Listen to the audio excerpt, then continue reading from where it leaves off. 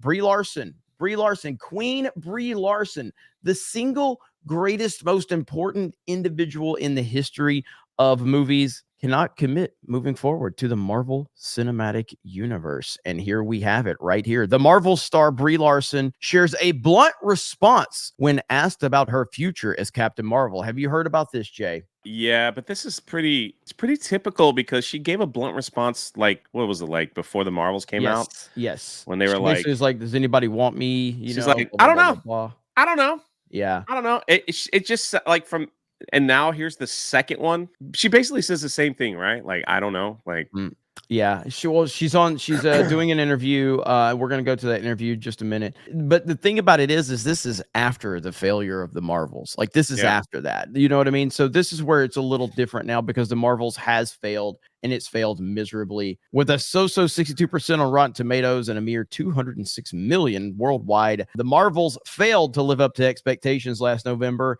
and is now Marvel Studios' lowest grossing movie. It's still hard to say where it all went wrong. No, it's not actually. It's not hard to say It's where not hard to say. it's not hard to say at all. Let's see. Captain Marvel grossed $1 billion in 2019. Both Miss Marvel and Photon had taken center stage in two critically acclaimed Disney Plus TV shows. We can take some guesses, of course. Captain Marvel probably should have been somewhere in the title. That wouldn't have changed anything.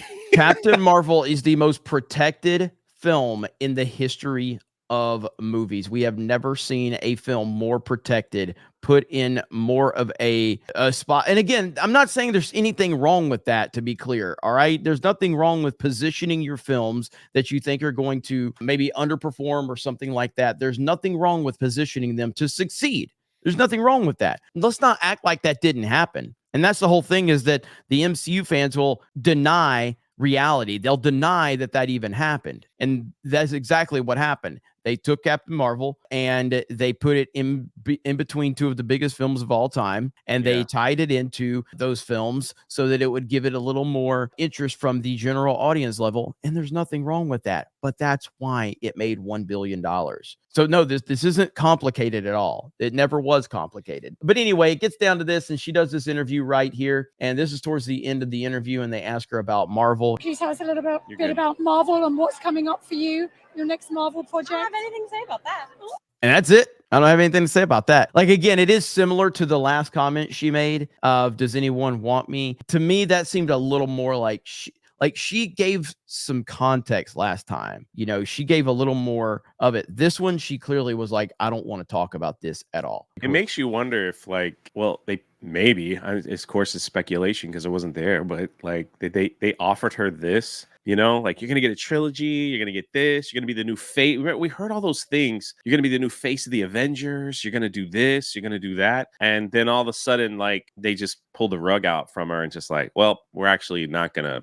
We're going to make you like the bad guy in the Marvels, and we're just going to pair you with these other people, and that's going to be the end of it. Maybe they just treating her really bad over there. Wouldn't be the first female actor that they treat bad over there at Disney. But I'm just saying, like, and now she's just like, I've had enough. Yeah. You know? And again, it needs to be noted that, yes, she has had an answer that's similar to that in the past, but this is after the failure of the Marvels. That's the whole thing. The lowest grossing film in MCU history. And she's clearly embarrassed about that. And Marvel's not in a good place right now. They've got a lot of problems at their front door. So to speculate that Brie Larson and many others could potentially be done, that's not a far stretch at all. And now everything that the MCU was built off of it's gone. It doesn't resemble any of that anymore. So it'll be interesting to see how they move forward.